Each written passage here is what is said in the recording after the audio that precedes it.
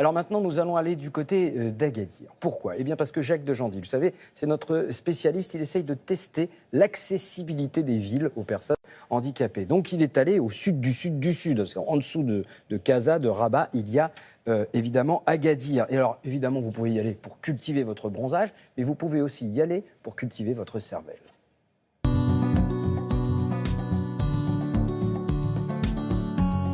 Bonjour, en effet, c'est à Agadir que nous sommes ce matin, la ville la plus au sud du Maroc, connue pour ses activités balnéaires et ses grands hôtels.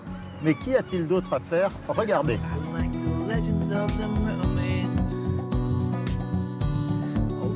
La nouvelle constitution du Maroc, qui date de 2011, consacre le droit des handicapés.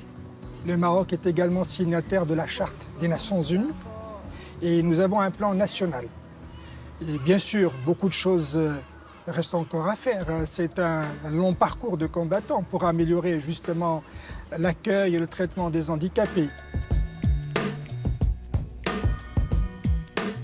Les nouvelles lois au Maroc stipulent que tout nouvel hôtel qui est construit au Maroc doit impérativement prévoir une accessibilité qui permet de mieux traiter les handicapés.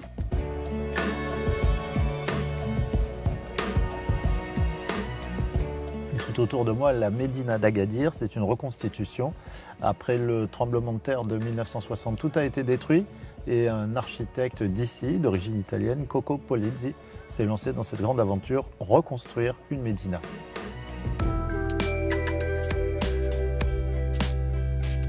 Le souk d'Agadir, c'est le souk du dimanche, mais en réalité, il est ouvert tous les jours, avec un côté là aussi très authentique, les différents produits. Ce qui est intéressant pour nos amis français, c'est la possibilité de retrouver un achalandage qui est extraordinaire. Là, j'ai un peu l'impression d'être un éléphant dans un magasin de porcelaine. Mais ça passe.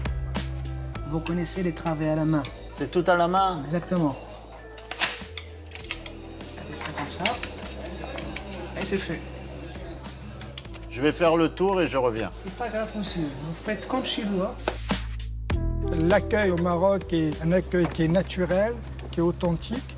Et pour les personnes qui sont en difficulté ou les personnes qui sont en handicap, là aussi, le comportement de nos compatriotes est tout à fait chaleureux et attentif.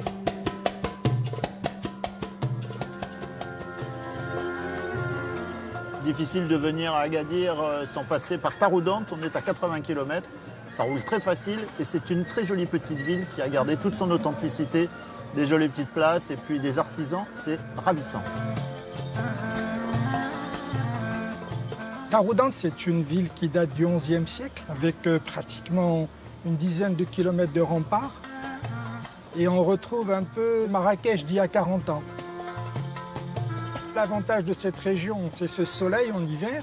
Donc c'est la destination ensoleillée la plus proche de l'Europe. Et d'ailleurs, on a l'habitude de dire qu'Agadir, c'est la destination d'été en hiver.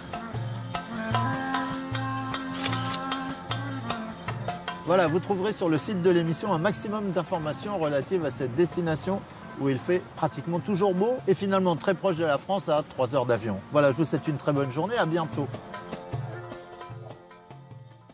Merci beaucoup Jacques.